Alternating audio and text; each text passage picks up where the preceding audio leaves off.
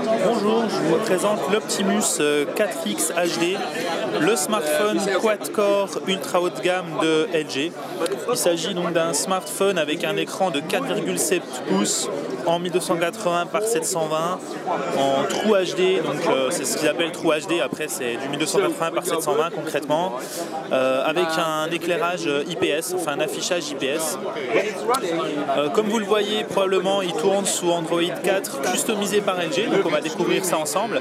Mais avant de passer à l'OS, il faut savoir quand même qu'il tourne sur un processeur quad-core Tegra 3 à 1,5 GHz avec visiblement tout ce qu'il faut pour économiser la batterie, nous dit-on chez LG, mais bon, on n'est pas forcément convaincu. Comme on le voit d'ailleurs, là on a 0% de batterie, donc c'est un peu, c'est pas forcément gagné. Il reste plus que 4% de batterie, donc je vais essayer de faire vite.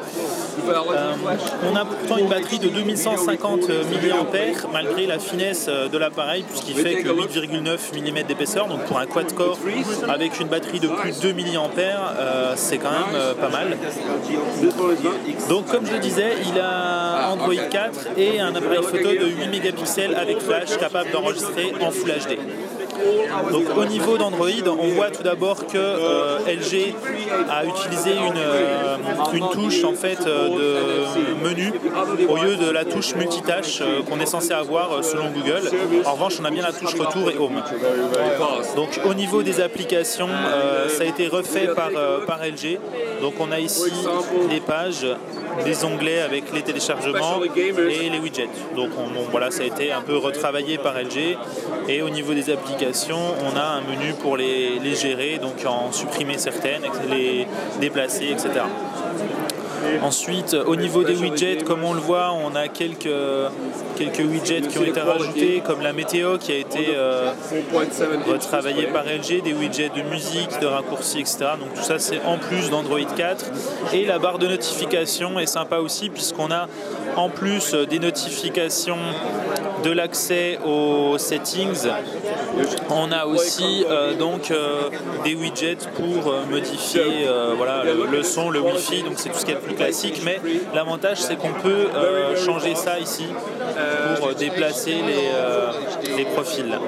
Donc comme on le voit, l'écran des menus a été retravaillé, donc c'est principalement au niveau des couleurs, hein, le reste c'est la même chose, ou ici les boutons on-off, comme vous le voyez. Voilà, là c'est vraiment la même chose, c'est vraiment de l'Android 4 mais retravaillé par LG, donc ça fait un mélange plutôt sympa, je dirais, avec quelques fonctions en plus comme cet ajout de widget ici. Voilà, là je peux ajouter le widget, donc cette interface là n'est pas disponible sur Android 4 par défaut. Il faut, voilà, et là on peut ajouter plusieurs écrans, ce qui n'est pas possible sur Android 4. On n'a que les 5 écrans de base, on ne peut pas en ajouter plus. Donc là, c'est toujours des fonctions qui sont bonnes à prendre, on va dire. Voilà, donc on va faire un petit tour du mobile. Donc il a ici un port micro USB, un micro. Ici, on a une finition plutôt sympa. En fait, il y a des petits crans. Je ne sais pas si vous verrez bien sur la vidéo. On a des petits crans plutôt sympas. Ici, le bouton power. Là, c'est juste l'antivol. L'appareil photo 8 mégapixels, je l'ai déjà dit.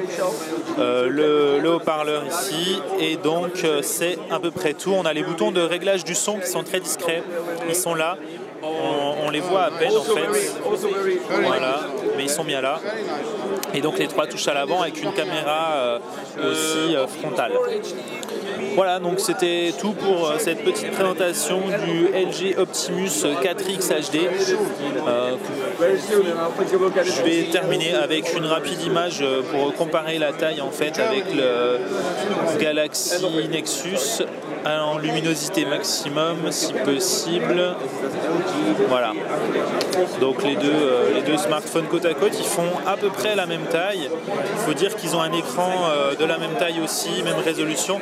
Donc c'est clairement un concurrent du Galaxy Nexus, mais comme on le voit, il est au niveau de l'épaisseur comparable. En revanche, il est quad-core et 8 mégapixels, donc c'est clairement pas la même chose. Voilà.